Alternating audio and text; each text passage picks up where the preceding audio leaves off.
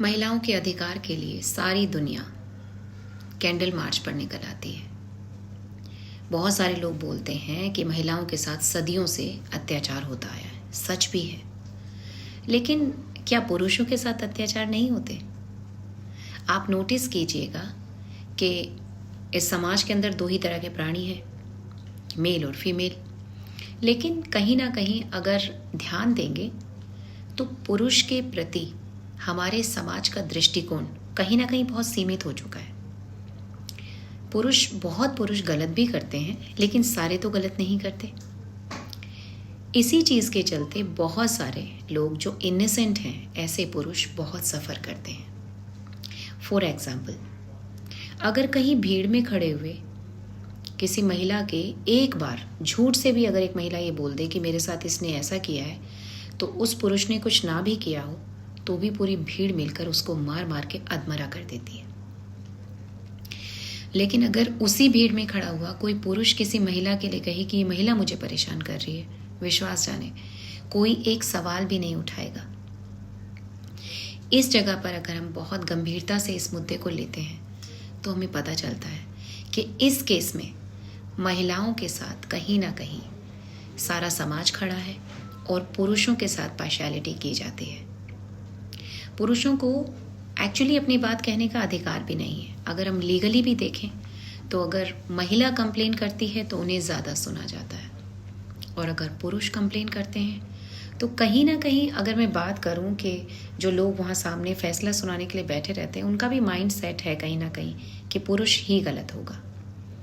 अगर मैं अपने खुद के जीवन के अनुभव को, ऑब्जर्वेशन को आप लोग के साथ शेयर करूं तो मैंने पाया है कि सारे पुरुष तो गलत हो ही नहीं सकते, ऐसा तो है ही नहीं ना।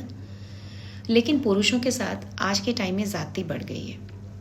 उसमें सबसे बड़ा अगर आपको देखना है कि कहाँ पर आप किस फील्ड में नोटिस करेंगे, तो आप देखेंगे कि जो शादी होती है, पहले क्या था कि शादी करते टाइम लड़की वाला बहुत परेशान सा रहता था, घबराया घबराया। लीगली आज की डेट में महिलाएं इतनी स्ट्रांग हो गई हैं कि जो पिता है वो अपनी बेटी से ये कहकर भेजता है, बेटा किसी से डरने की ज़रूरत नहीं है, अगर कोई कुछ कहे तो बता देना, देख लेंगे। ना तो पिता ही ये सीख देकर भेजता है अपनी बेटी को, ना माँ कि बेटा अपने घर गृहस्थी बचाने के लिए बहुत सारी चीज़ें बर्दाश्त करनी होती हैं। हम लोग कहेंगे मैडम क्या सिखा रही हैं आप, बर्दाश्त किया जाता है और ये वो। एक बात याद रखिए, जैसे एक एग्जाम्पल है कि एक छोटे से बीज को पौधा बनने और वृक्ष बनने की प्रक्रिया से गुजरने से पहले सड़ना पड़ता है। इसी तरीके से हमें किसी व्यक्ति के साथ अपनी ज़िंदगी को कंटिन्यू करने के लिए हमारे अंदर धैर्य भी होना चाहिए। उस धैर्य के साथ ही हम उस रिश्ते की नींव को मजबूत कर पाते हैं, ताकि उस रिश्ते का बोया गया एक छोटा सा बीज एक नन्हा पौधा बने और फिर बाद में एक बड़ा वृक्ष, जिसे पूरी दुनिया सैल्यूट करती है कि हाँ देखो रिश्ता ऐसे जिया जाता है।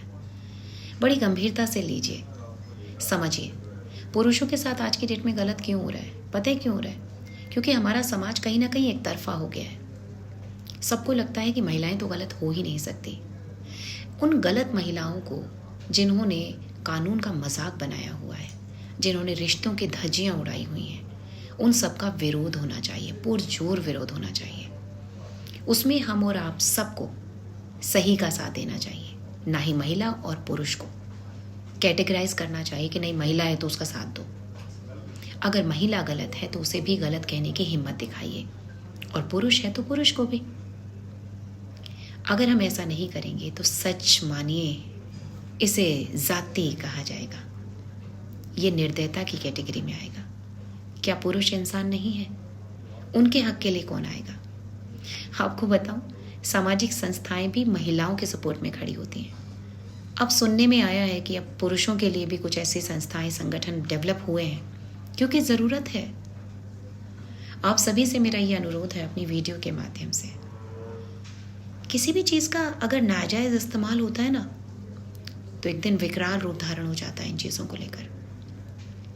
रिश्तों की गरिमा को समझें, अपनी अपनी जिम्मेदारी को भी समझें। महिला हो चाहे पुरुष, सम्मान सबका बराबर है। पुरुषों से भी अनुरोध है और महिलाओं से भी। अपने रिश्तों को संभालें, सच्चाई से जिएं, और गलत इस्तेमाल ना ही तो लॉ का करें और ना ही अपनी प्रसिद्धि का, अपनी प्रतिष्ठा का और अपने मान का। Mind it.